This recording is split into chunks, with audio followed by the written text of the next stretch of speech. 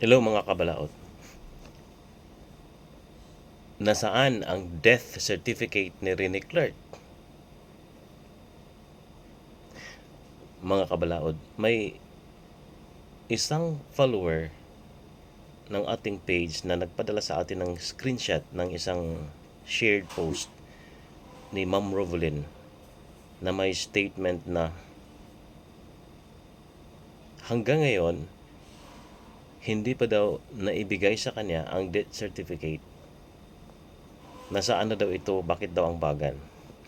Ang follower na ito ay may iniwang tanong. Attorney, bakit hanggang ngayon daw po ay wala pa ring death certificate ni Rene Clark kay Ma'am Rovelyn? Paano po iyon? Nang makita ko ang screenshot, napaisip din ako. Dahil base mismo sa shared post na ipinadala sa atin, sinabi ni Ma'am Rovelyn na hanggang ngayon ay wala pa rin siyang death certificate ni Rene Clark. Kaya gusto kong linawin sa simula pa lamang. Hindi natin sinasabing independently verified na natin na walang existing death certificate. Ang pinag-uusapan natin ngayon ay ang mismong pahayag sa shared post ni Ma'am Rovelyn na ipinadala sa atin ng isang follower. Hanggang ngayon, wala pa raw sa kanya ang death certificate ni Rene. At dahil doon, may isang napakahalagang tanong. Nasaan ang death certificate ni Rene Clark? Mahigit 2 buwan na mula nang nawala si Rene. At kung hanggang ngayon ay wala pa ring death certificate na hawak si Ma'am Rovelyn, no wonder kung bakit napakarami pa rin niyang mga tanong tungkol sa pagkamatay ng kanyang anak. Isipin ninyo, namatayan ka ng anak, nailibing na siya, mahigit 2 buwan na ang lumipas. Marami ka pa rin tanong tungkol sa kanyang pagkamatay. Pero maging ang isa sa pinaka-importanting opisyal na dokumento tungkol sa kanyang kamatayan ay wala pa pala sa iyong mga kamay. Paano masasagot ang ilan sa mga tanong kung maging ang dokumentong dapat isa sa mga unang tinitingnan ay hindi pa nakikita ng pamilya?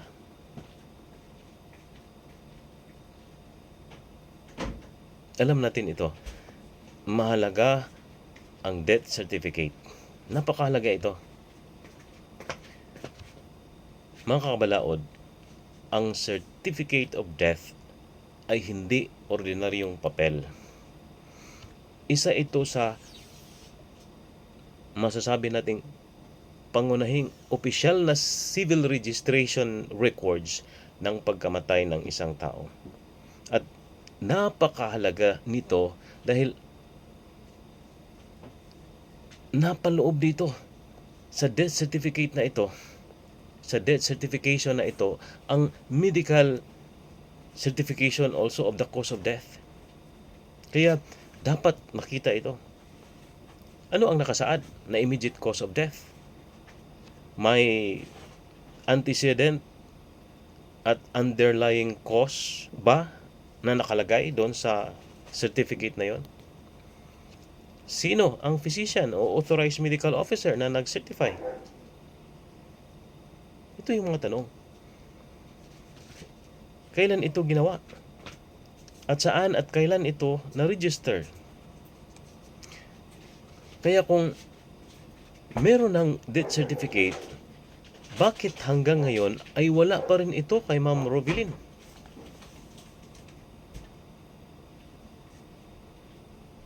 Mahalaga ito because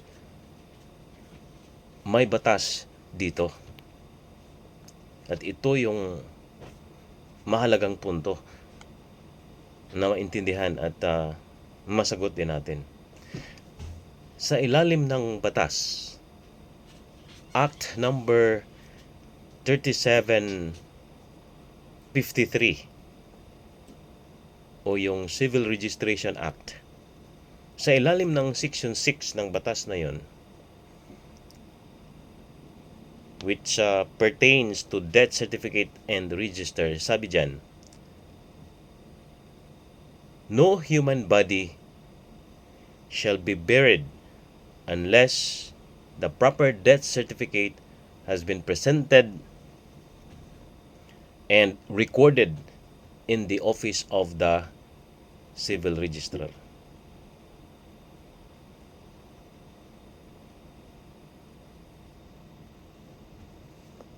Tika muna, basahin ko ang buong provision ng batas para maano natin. Kamuna, research muna natin sa ayan, may printed pala dito. Okay. Sige, so ito. Basahin natin ng buo kasi yun lang na-memorize ko. Ngayon, okay? Sabi dito, no human body shall be buried unless the proper death certificate has been presented and recorded in the office of the civil registrar. The physician who attended the deceased, or in his default, the health officer concerned, or in default of the latter, any member of the family of the deceased or any person having knowledge of the death shall report the same to the local health authorities, who shall issue a death certificate and shall order the same to be recorded in the office of the civil registrar. The death certificate, which shall be issued by the attending physician of the deceased or in his default by the proper health officer, shall contain the following data, be furnished by the person reporting the death. A. Date and place of death. B. Full name. C. Age. D. Sex. E. Occupation or profession. F. Residence. G. Status as regards marriage. H. Nationality of the deceased. And I. Probable cause of death. Yan. So yan yung kumpletong provision ng Batas Section 6 under Act number 3753. So napakahalaga, importante ito. No person shall be buried unless there is death certificate. Pero nailibing na si Rene. So ang assumption ko ay meron ng death certificate dahil pag wala pa, labag sa batas na ilibing ang isang tao na wala nito. I understand na it was highly publicized burial, so sa tingin ko meron na. Kaya hindi tayo dapat agad mag-conclude na inilibing si Rene nang walang death certificate. Hindi pa natin verified yon. Sa halip, ito ang mas mahalagang tanong. Kung nailibing na si Rene, nailibing na nga si Rene, anong death certificate o kaukulang burial documentation ang na-process para sa kanyang paglibing? Sino ang naghanda? Sino ang pumirma? Sino ang nag-file? Saan ito na-register? At kung meron nga, nasaan ang kopya ngayon?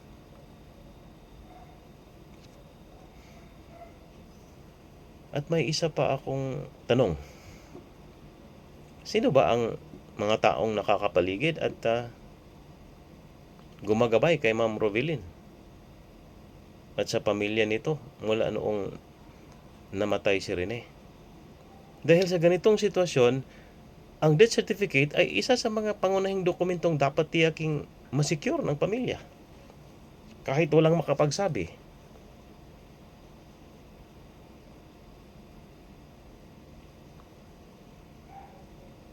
So itanong natin,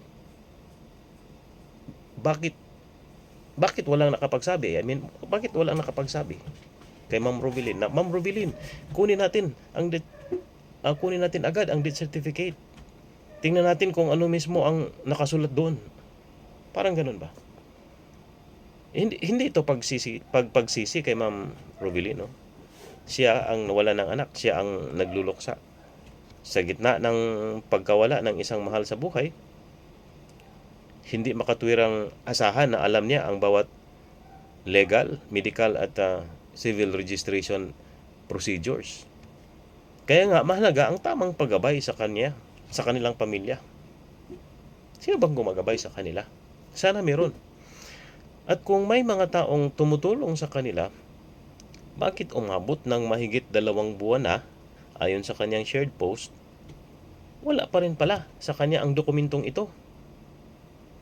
Kaya ngayon, mas nauunawaan ko at dapat maunawaan din natin kung bakit marami pa ring tanong si Ma'am Robilin. No wonder. Mahigit 2 buwan na eh. Mahigit 2 buwan na siyang naghahanap ng mga sagot. Pero kung maging ang certificate of death na naglalaman ng officially certified medical cause or causes of death ay hindi pa niya nakita, paano masasagot ang ilan sa kanyang mga tanong? At linawin natin, no? Hindi porke may nakasulat na cause of death, okay, doon sa death certificate, na yun kaagad ang katapusan ng lahat ng medical at legal questions. Kung may seryosong issue tungkol sa dahilan o circumstances ng pagkamatay, kailangang i-reconcile ang death certificate sa medical records, medical legal findings, autopsy findings kung meron, at iba pang competent evidence. Pero surely, isa ito sa pinaka-importanting dokumentong dapat makita ng pamilya. Ulitin natin, isa ito. In fact, it's the first that they should be asking, that they should be demanding, no? Ganon. At kay Ma'am Robilin, kung makarating po sa inyo ang video na ito, may simple ngunit seryoso akong payo sa iyo, bilang abogado. Huwag na po ninyong hintayin kung sino ang magbibigay ng death certificate sa inyo. I-secure niyo na. I-secure po ninyo ito mismo. Asikasuhin po ninyo ito ngayon. Magtungo kayo o magpadala kayo ng properly authorized representative kung kinakailangan sa local civil registrar ng city o municipality of Dipaculao ba yun? Sa Aurora, kung saan namatay si Rene. Tanungin ninyo ng diretso, registered na po ba ang pagkamatay ng anak kong si Rene Clark? Kung registered na, alamin ninyo ang register number at date of registration at kumuha ng certified true copy ng certificate of death. Of course, subject to their applicable requirements. Mag-request din po kayo ng PSA copy kapag available na sa PSA system. Dahil 2 months na mahigit eh. At huwag lamang basta kumuha ng papel. Basahin at ipaunawa ninyo kung ano mismo ang nakasaad. Ano ang certified cause of death? Sino ang nag-certify? Kailan ginawa ang certification?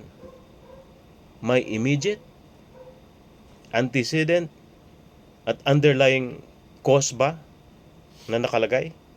At tugma ba ito sa medical at medical legal records na meron kayo?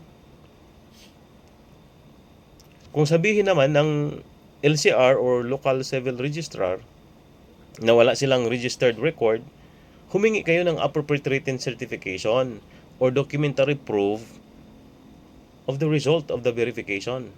At pagkatapos itanong kung wala pala dito ang record, anong dokumento ang ginamit para sa paglibing ni Rene?